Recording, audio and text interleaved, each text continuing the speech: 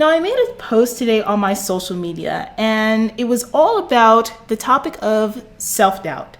Self-doubt and how that can really kind of throw you off of your game, throw you off of off track to getting what you want, and really just kind of be that big like boulder that stops you from getting to your goals. And a lot of times I find that with people who approach their fitness goals, self-doubt is probably the number one thing that like throws you off your game. And I'll tell you what, I've dealt with that and I deal with that a lot. So I kind of want to give you a couple of tips and pointers about how I've been able to get over it and what you can do if you're like dealing with this mind taffy. That's what we call it in my practice. We call it mind taffy. If you're dealing with this mind taffy, how you can just kind of just get over it, get it out of the way, get out of your own damn way, so that way you can start seeing your goals become your reality. Now, I want to let you in on a little secret. Sundays are sometimes a really hard day for me, and it's crazy. It's like I don't look at the rest of my week or Mondays with dread like a lot of people do. But what I do tend to do is like have these crazy like self-sabotaging talks on Sunday. And it comes out of nowhere. Like I'll be doing like the most all last week. I'll be feeling amazing. I'll go into my weekend really looking to like chillax and reset myself, because I use my weekends as my personal time and I try not to do any work on the weekends. And then on Sundays, what I've kind of like find myself having to do is like just getting ready for my week. But somewhere in my day, I always have a little inkling of thought that comes into my brain that says, who the hell do you think you are? Who the hell do you think you are? And why should anybody listen to you? Why should you have any kind of success in your business and what you're trying to do? And this despite all of the things that I've been able to do up to this point, touching lives, changing lives, transforming lives through fitness. And no matter how high I climb in this business, in my career, that doubt still creeps into my mind. And over the years, I've really had to learn how to deal with that. I had to learn how to come to terms with that. And I had to find ways to be able to get over it, to conquer it. So that way I don't fall off the wagon and stop myself and get in my way towards my own goals. Now, how many times have you dealt with that on your own when it comes to your fitness?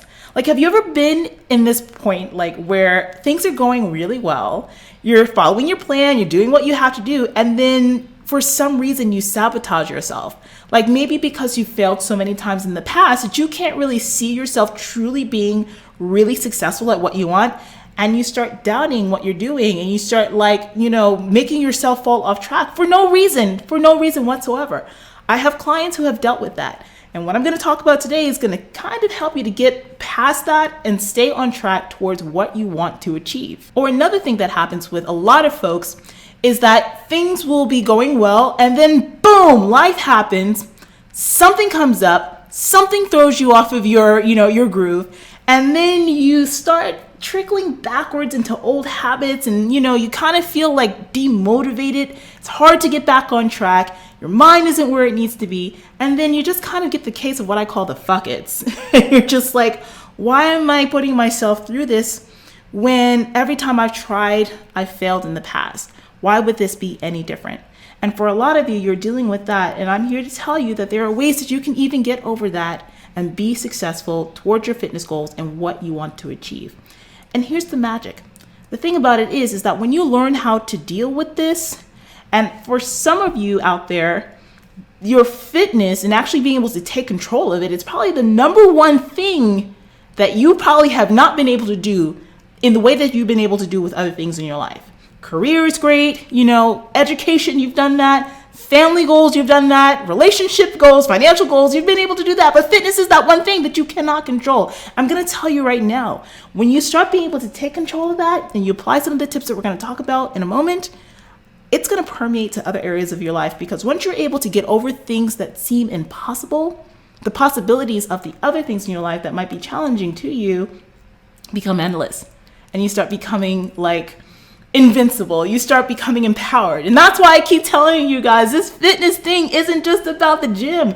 Everything that you're doing in the gym and in the kitchen can permeate towards other areas of your life. So honey, let's take control. Let me tell you what I do. So I have this thing, like every Sunday, what I really love to do is to go out I love to have brunch. I love having brunch, sometimes with a friend, but oftentimes I'll go by myself and I'll bring my notebook and I'll start to write things down. I start to make plans for goals and stuff like that during the week that I want to achieve, things that I have to do. So the first thing that I do before I write down any goals is I actually take out a sheet in my journal, and I keep a business journal, and I also keep like different kinds of journals for all kinds of goals, fitness, this, that, the other. I'm a big person about writing things down and making goals, making plans, and that's something that I teach to every single one of my clients, and it's the number one reason why they find such tremendous success. So what I like to do is I'll write out, what are my intentions for this week? What I want to do, what do I want to accomplish? And I'll just start talking about where I am mentally, where I am emotionally, things that I'm fearing, things that are really on my mind that are starting to get to me, that are making me have doubt in myself and what I'm doing. And I'll write them down so that way I can face them head on and kind of get solutions about how I can get over them.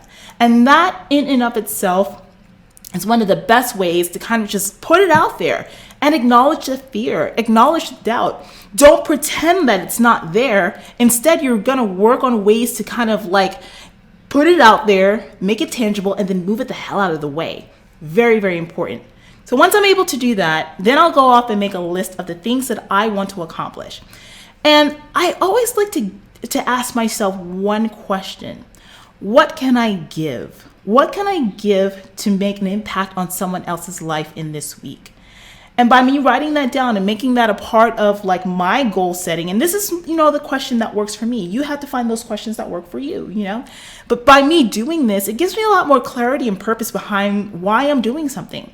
So that way, when those reasons why I can't be successful and when that doubt comes into my head, I remember, well, this is why I'm doing it. And the results that I'm seeing from it are proven that I'm on the right track. So writing things down and getting very specific week to week about what I am intending to do and then making it happen, that's one of the key things to getting over self-doubt, getting out of your own way, and making sure that you stick to your own promises to getting to where you want to be. The next thing that I would say that you want to do is make sure that you don't panic. The only absolute in life is that there are no absolutes. So even if you have a game plan down where, let's say you work out 5 days a week consistently and this, that, and the third, and then something comes up, throws you off track, life gets busy, work gets busy, the kids are sick, or whatever is going on that's out of your control, stops you from being able to show up. A lot of times, what I find with my clients when they deal with that situation before we work together is that that'll often just throw them way off track and really just get them out of their groove. And then they start feeling guilted and bad about it, and then they just stop completely. But what I always say is don't be afraid to just say, hey, I got to throw my hands up sometimes and deal with situations that are on hand. And if I can do whatever I can in other ways to make myself feel good about me, then I'm going to do that. So if that means that you can't work out on the day that you're supposed to, but you have a rest day coming up, move that workout to the rest day and just keep it moving. If you normally work out 5 days a week and you're only able to get to the gym maybe 2 or 3 days a week, that's okay. It's a short amount of time in life, and you're just going to roll with that punch. And when you're able to get back into the groove, you go ahead and do it. Maybe even find ways that you can just blow off some steam, whether it's go for a quick run, go for a walk, do an exercise, tape or something like that, some quick things at home that allows you to just kind of keep moving. But it may not be your full routine. It's still going to keep you in the mindset that you're doing something. So being able to think fast and on your feet and being able to be malleable is really important in this game. And I would put the same kind of thing onto eating as well. If you fall off the wagon with your eating, don't freak out about it. Just go ahead and get back on track with your next meal. If you're so busy that you can't prepare foods the way that you normally do when you're really consistent, just go ahead and eat things that are similar to what you would normally be eating on your meal plan anyway. See, little things like that and preparing your mind in that way helps you to eliminate self-doubt, helps you to eliminate that fear of not being perfect. And at the end of the day, nothing is perfect. So if you're able to just stay within control of things, if you're able to just keep your head focused and on the straight and narrow, you will never lose at this game. Listen, your fitness should always be something that empowers you. Your fitness journey should be things that are solidifying that long-term goal that you have. So that way, every time that you're making changes, everything that you're doing is for the long term. It's for forever. And if you know anything about forever, nothing stays the same. Things in life change, situations happen. But when you start integrating this into your lifestyle, it becomes a lot easier to start dealing with those hurdles before they even come up. And it eliminates the self-doubt that you might have had because of your failed experiences in the past. So I really hope that today's message really inspired you. So this week, I want you to go forward and just have confidence in you. Enjoy the process. If things come up, find different alternatives and different ways to get it in. And if you can't, don't freak out about it. Just go ahead and regather yourself for when you are ready to move forward with full control and with your normal groove.